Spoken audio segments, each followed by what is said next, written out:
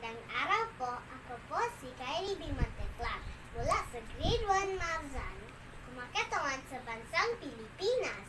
Bilang isang bata, ipinangangako ko na pagbubutihin ko ang aking pag-aaral upang sa aking paglaki ang makatulong sa ako na mapanatiling maayos ang ekonomiya ang aking bansa.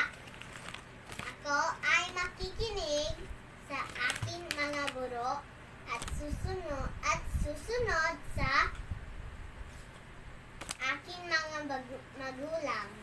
Higit sa lahat, pananatilihin ko ang paglilingkod sa ating lumikha.